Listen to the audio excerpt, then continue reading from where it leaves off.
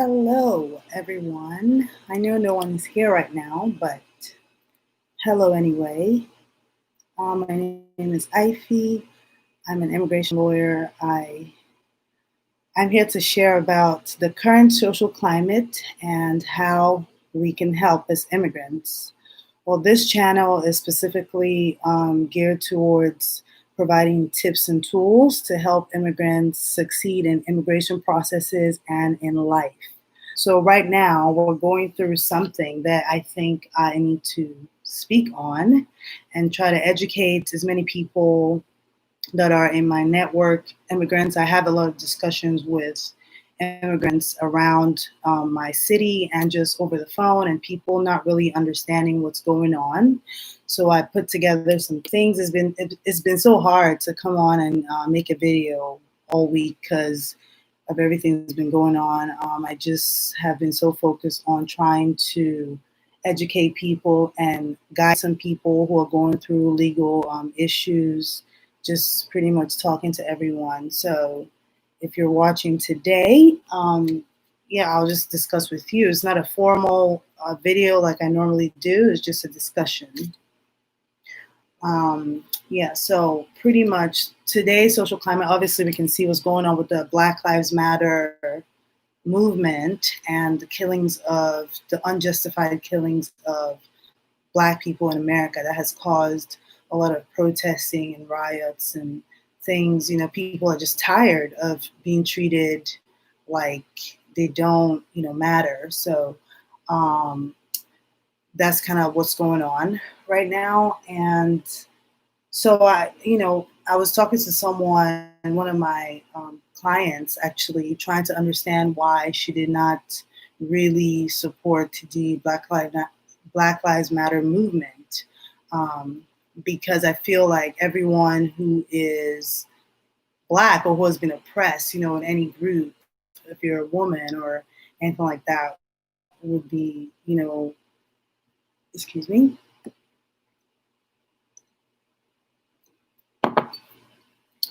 would be eager to, join the protests because it's oppression. It's just things are just not fair, And then she said to me, "Well, that's because in my country," I mean, it was kind of like an eye-opening conversation because I didn't realize this is what the people were thinking.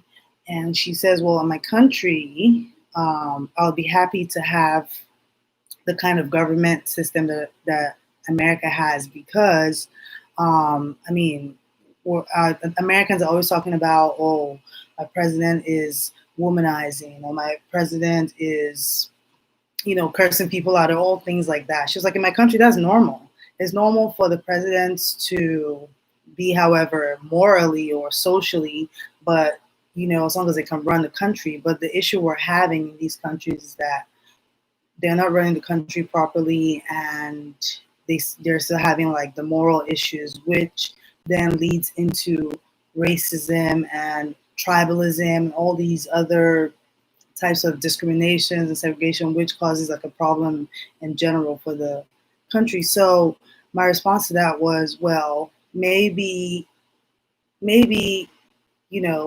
yes, there's infrastructure in America, like things are set up. You can go to school and, get a job, at least if you're not Black, but because if things, even though things seem on the outside that they're all together, people, people don't really get the best of what they can get. They don't really get to become the best of who they can be because of the injustice in the system. So I'm like, don't look at it. It's like the mindset is just, flipped. It's like you're focusing on the, I guess, economics part of a country, of being in a country. Is like, if I could only have this in my country, I wouldn't even care. Like, what's my concern what the president does if he's racist or whatever? I'm like, well, it's everyone's concern.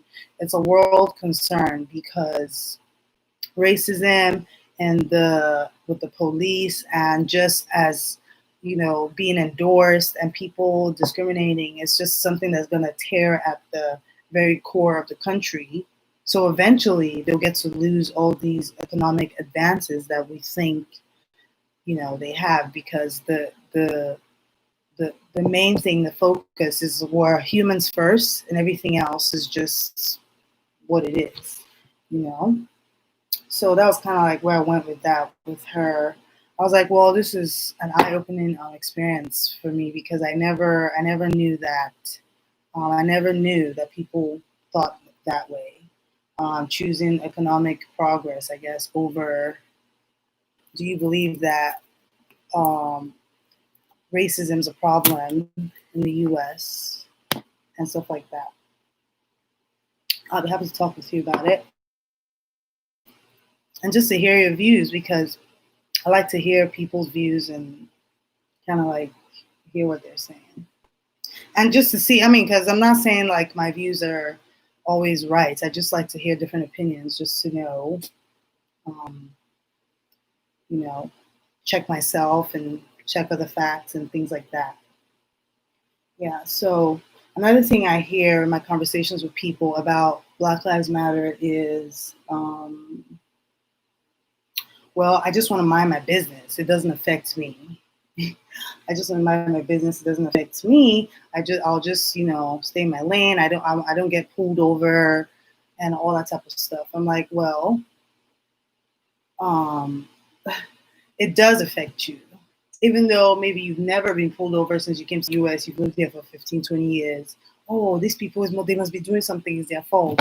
You don't understand that systemic racism is more than just being pulled over. It's like people are being targeted specifically just for the color of their skin. So if you're a Black immigrant, I mean, someone could come after you for your immigration status, or even come after you for, just for being Black, not doing anything. So it may not be happening to you right now, but if you're not standing up for people that it's happening to right now, when it becomes, when it's your turn, nobody will stand up for you.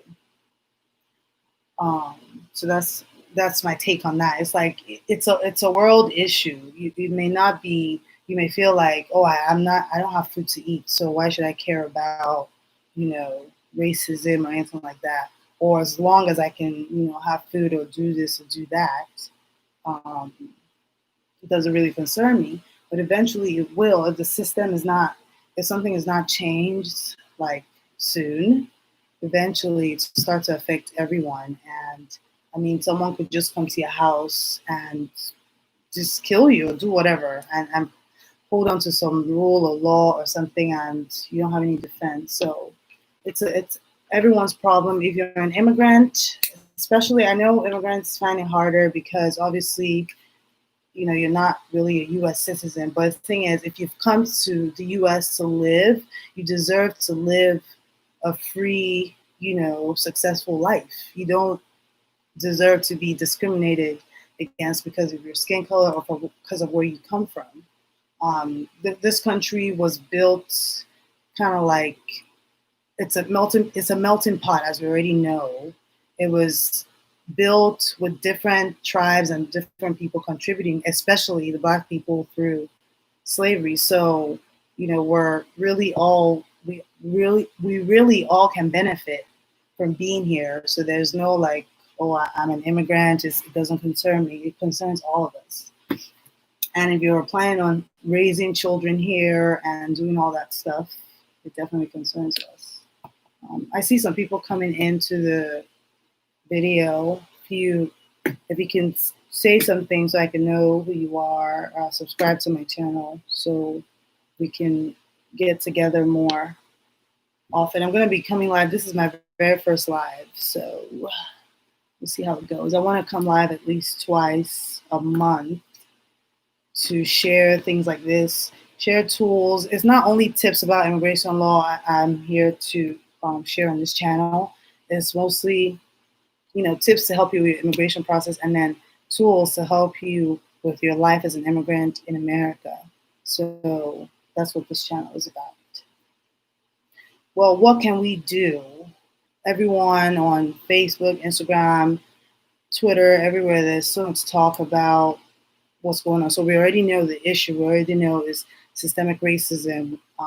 If you are not really, if you don't really understand how to participate, well, maybe we can learn something from here and see what we can do. Well, first of all, I'll say what we can do from my discussions with people is to be united as a humanity, not as a country or just any particular group, just as a humanity.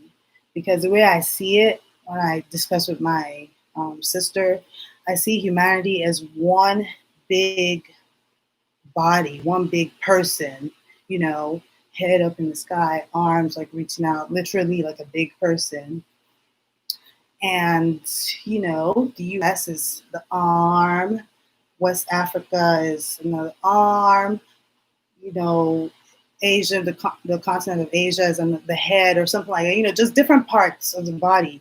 And if it all comes together, if we all unite, that one body can really make things happen and make changes in the world, and we can really enjoy being here.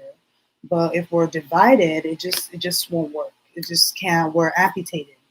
The world is gonna keep suffering. It's like the sufferings is just a cycle. We suffer because we're creating the divide.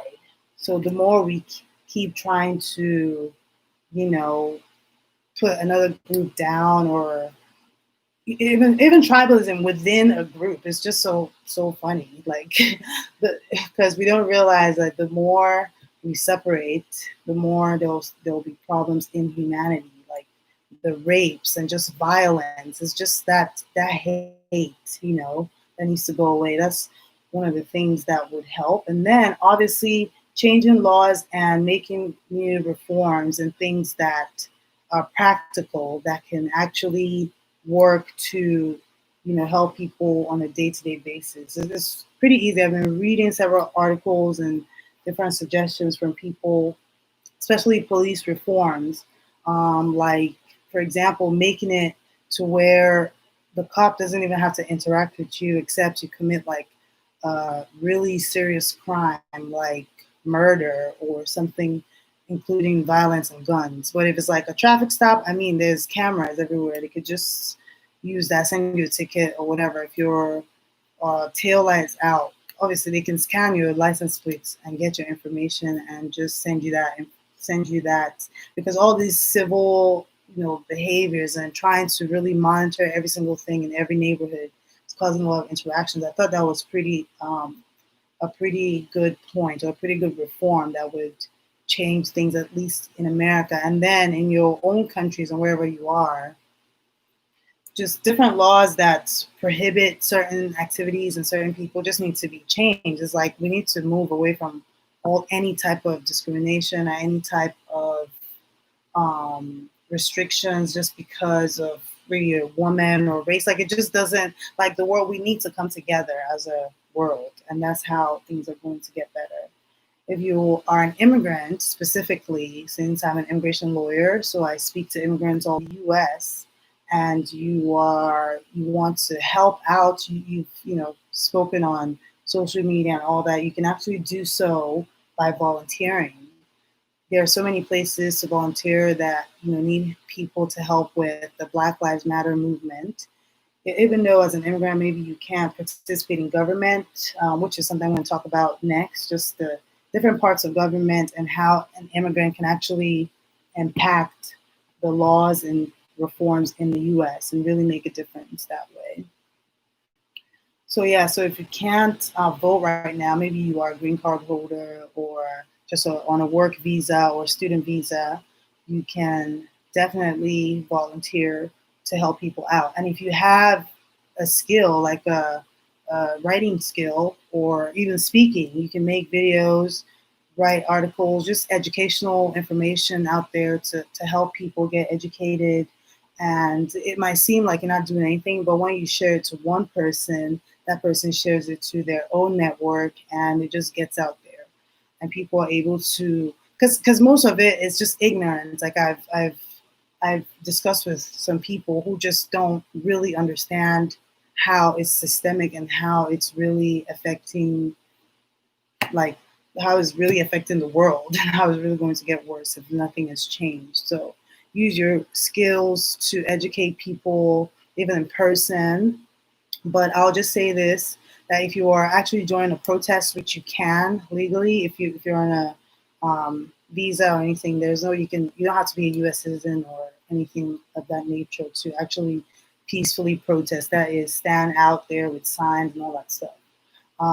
Or if you're on a visa or something and you have I-94, something that proves your presence, I'll just suggest having that on you so that you don't get any problems with ICE. Because I heard that in some states, ICE was, helping out the cops. There wasn't enough cops, so they got ICE out there and they were helping. So just in case anybody asks, I mean, you're not really. It's not even lawful for anyone to ask you about your immigration status like that, anyway. So, but in case, because it's a chaotic situation, just always make sure you have your green card on your person, a form of ID or something like that, and you can be out there protesting and just speaking out for equality just around the world. And yeah, that's what I was going to say about that. And then I was going to talk about the government. It's so deep. I don't even know if I'm going to go into all of it right now, but I was just going to talk about the three arms of government: the executive, the legislative, and the judicial. These are just basic things I wanted to talk about so we can understand where our powers lie. So the executive is, Trump and the cops, and they're the ones, executing the laws that was created by the legislature, the Congress. That's the part of government that makes all the laws that the executive branch, would work with. So an immigrant, luckily, even when you naturalize, when you become a U.S. citizen, you may not be allowed to become the president. So some people have those dreams. You might have to go back to your country to do that. Um, but if you still are interested in government, you can still not work. You can still run to be in Congress or to be a House of Representative or something like that in your local community when you actually naturalize. And to me, I feel like that's one of the most important parts because making the law is actually a big contention. If we have voices, people who believe in equality and believe that Black Lives Matter and believe that women should also have a place, in the government to speak out their voices and different things like that. If we have as many people who have those beliefs in those seats, then we can actually make changes. So if you're a green card holder and you are interested in government, if you're eligible to become a U.S. citizen, I would suggest you go ahead and start doing it now so that you have the amount of years required for you to then join Congress or become a House of Rep for your state or your community. I really think that's something we should look into. I mean, some people have different views. They want to also go do those things in their countries. I mean, if that's what you want to do, that's fine. Because, like I said, it's just people of like minds in places where they can make changes through legal like reforms and things like that. So if it's in your country, it's great. Join something. Join something local. Just start local, just to see what it even entails. I mean, every time I say I want to join, something local, maybe even in my own country, because I'm from Nigeria myself, you know, people are like, well, but it's hard. It's not so easy because there's so much corruption. It's rough. I was like, I get that, but we obviously have a different mindset from the people who have been going in. So I'm still gonna try. Like even though when you go there, they're like, oh, they're gonna try to convince you to become as corrupt as the other politicians in there right now. I'm like, well, the other politicians in there right now are not me. They don't have the same level of understanding and at least empathy for humanity that I think that many of us these days are beginning to develop. So don't be discouraged. It looks, difficult to get into these things these days,